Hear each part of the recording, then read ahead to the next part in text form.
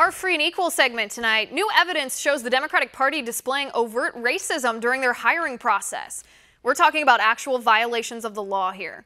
According to a recently obtained email, a DNC hiring manager says she's looking for new employees for the tech department at the DNC.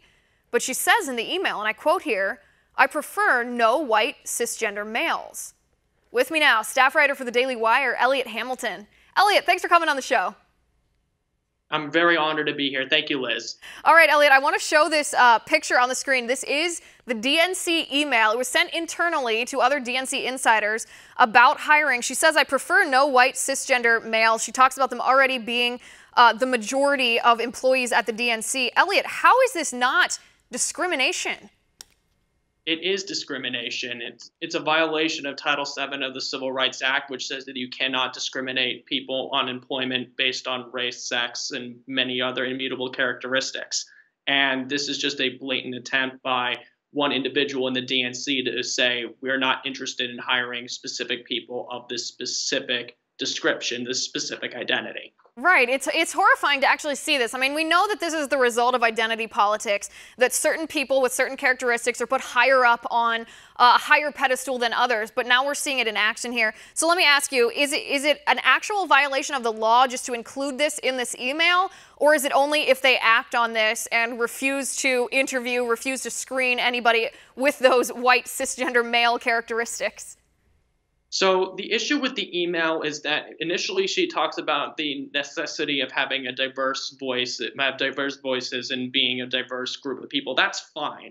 But the problem with her saying, I personally would prefer that you would not forward to cisgender straight white males, if she acted upon this and specifically did not allow any applications coming from people that she deemed would fit that descriptor, then in that circumstance, yes, that would be a violation of the Civil Rights Act. And this is the irony of the whole situation too. She talks about wanting diverse voices, diversity except for white people, diversity except cisgender people, diversity except men, and then she doesn't seem to understand the irony with which she's speaking here. Elliot, has there been any outcry except from conservatives, anything from the ACLU, other civil rights organizations on this?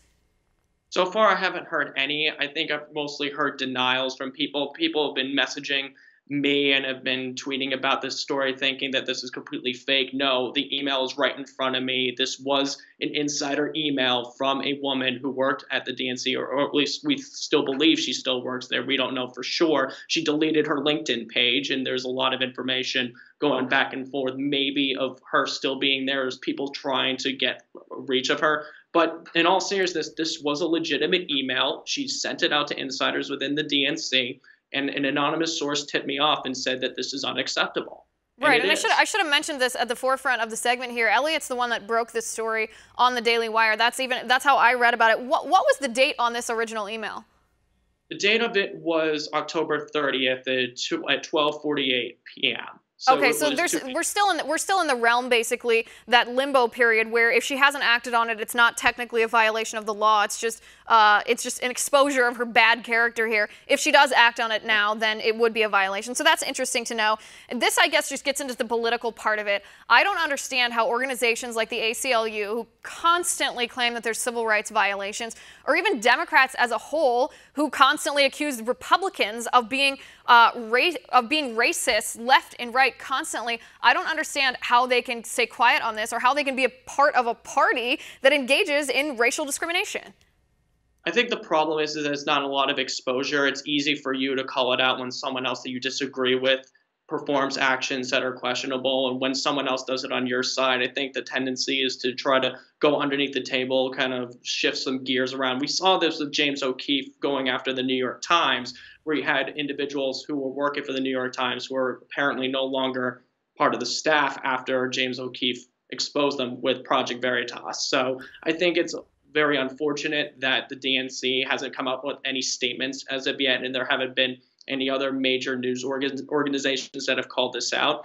But I think that this is just a symbol of the times, and I think a lot of people don't want to really look at themselves in the mirror and see instances where if their party does something wrong, they don't want to call it out. Right. Well, my hopes, and I guess this isn't very realistic, but my hope is the DNC hasn't commented on this yet, because DNC Chair Tom Perez hopefully is reading the Constitution just so he knows that the Electoral College is actually included in Article 2. But the overarching point here is this is why President Trump got elected, because people feel neglected by their political parties, and part of the reason is because of this politics, this identity politics that's been purported by the Democrats. People feel excluded from it. President Trump offered something different and they latched onto that, and the Democrats are still shooting themselves in the foot. I mean, I guess keep going if that's what they want to do. But Elliot, thanks so much for being on the show. I appreciate it.